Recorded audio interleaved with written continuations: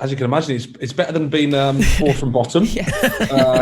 And points wise, we're happy because, like you say, last year we were frustrated a lot with the points tally we had, and our performances were good. We're doing a lot of things really well. We're happy, but when you're down the bottom and you're in that relegation fight, you can only speak about performances for so much, because ultimately it's about results. It's about getting points, and it's a bit of a process you go through. You know, we've been through trying to take the age of the group down. We've introduced some academy players. We've taken guys from the Championship and other levels, and it's a process to get them up to compete and get results consistently in the Premier League. I mean, I think we have to caveat it all with the fact that we've only played 8 matches so far. So if in 30 games time, guys, we're still in the same position, I'm happy to come back and I can even come in the studio and we can do the show together. It's no problem. Brilliant. For an hour, yeah, brilliant. Right, we're booking him on.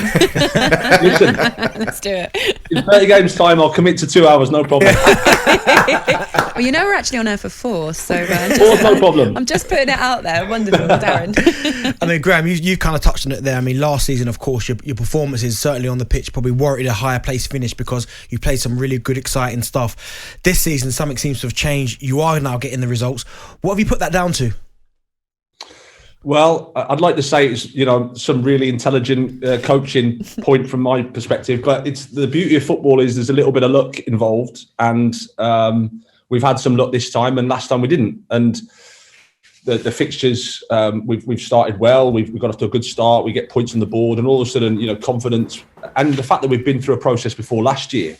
We've been through a lot of pain, if we've been honest, in terms of playing well, not getting the points, racking our brains. Okay, how can we improve? How can we get these points? Because we know that that's what it's about.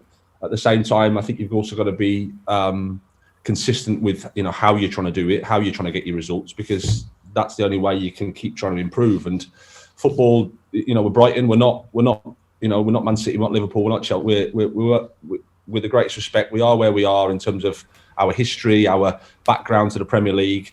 So every game for us is difficult. Every game is a fight. But we want to try and develop our idea and keep improving it. Graham, I'm just looking at Neil Maupay, and I've been a fan of his for a while. His quality that he brings, but I think he is a bit of a maverick as well. And for me, looking at him as a player, I find that very difficult to coach because he's always on the edge. I mean, how difficult has that been just to toe that line with him, but make sure you're not giving too much special treatment where he's going to get a performance and you're not going to lose the rest of the lads? Well, he's a unique guy, as all of the guys are. You have to understand him. I mean, I think he came from the Championship. He scored goals for us in the Premier League. I think it's double figures both seasons. And his last year was probably he felt it more than anybody in terms of, you can imagine the media and everybody saying we're not scoring, we're not doing this, and he's the striker, and there's pressure, and we're in a lockdown situation. You can't see your family, you can't see your friends. There's no release, and it can be difficult. You have to go through that process. As a young, strikers thrive off scoring goals. They get their confidence, they get their belief in themselves from that. But the step into the Premier League the reality of it is it's harder to score in that league. It is, especially if you're playing for a team like Brighton. Again, no disrespect to us. So you have to deal with that, and I think that's a process you have to go through as a person, as a human being. And like everything, no one's perfect. Trevor, you know that, and it's about understanding. Yeah, he didn't say Darren. All of a sudden, everyone's gone quiet. But none of us are perfect, so we have to just appreciate that and understand how they can help the team. Yeah.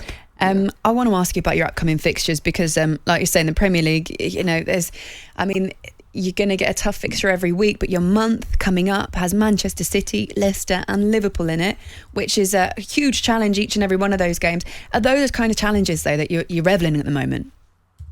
Well, yeah. I mean, I was saying the other day, I could be sat here with 3 points on the board, and then those fixtures sound, not very pleasant. And as it is, we've got 15 points, and you have to face them with positivity and excitement and optimism, but at the same time understand like you say, that some of the best teams in the world. So it's an incredible challenge for us. But when you play against those types of teams, that's the way you can really, really test. Okay, how are we doing here? And what more do we need to do?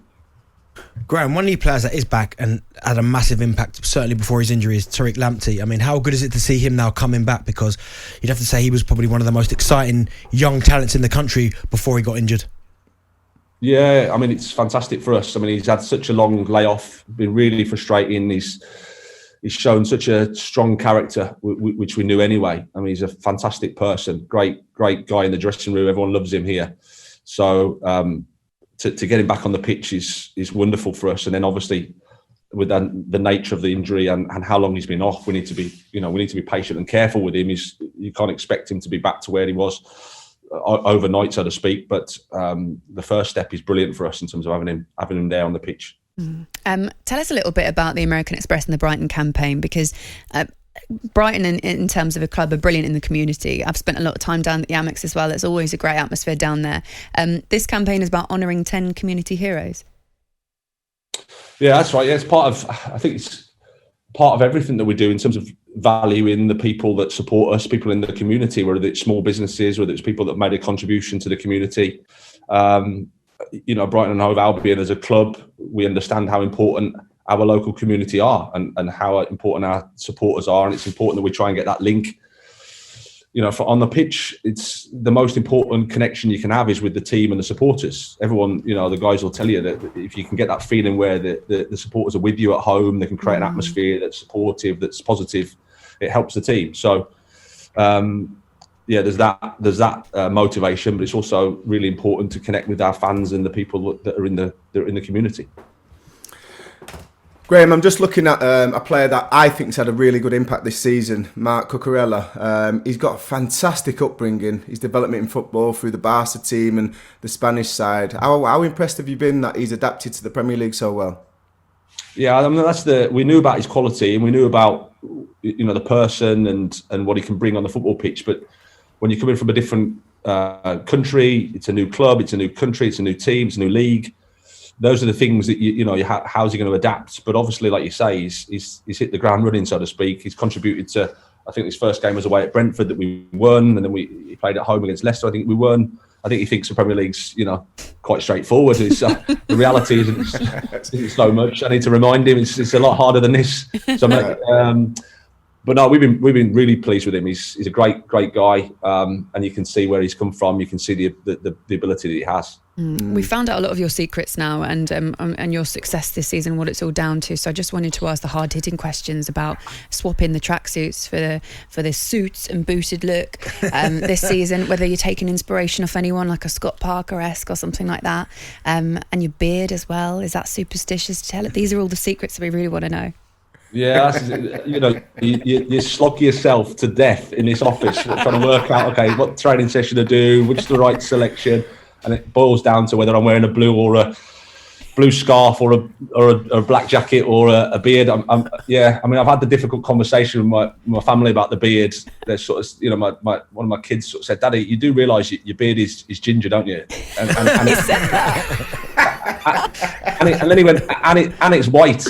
No, it's not. I said, no, it's not. It's brown. It's brown. It's the light. Go to your room. Go to your room. And grey. Exactly. Talk about we just mentioned there as well about the community. So we're talking about what Brighton are doing in the community. And I remember when you were at Östersunds as well.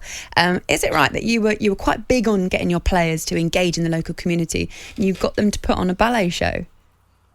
Well, we did that. Yeah, it was part of the club. Really, it was the chairman and where Östersund was. It's in the middle of nowhere, essentially, in Sweden, and we were trying to build a club at the time, engage the supporters, and I think part of it was to sort of say, okay, how can we get them more interested in the club? How can we help the team? So it was a multifaceted idea, but essentially it was for them to see us a little bit outside of the football environment, outside the comfort zone, so to speak. It gave the guys and myself a chance to do stuff that we probably would never do and hopefully never do again, such as dancing to ballet or singing or all that sort of stuff. There'll probably be a horrible YouTube out there somewhere that somebody's going to dig up at some point, but it was brilliant.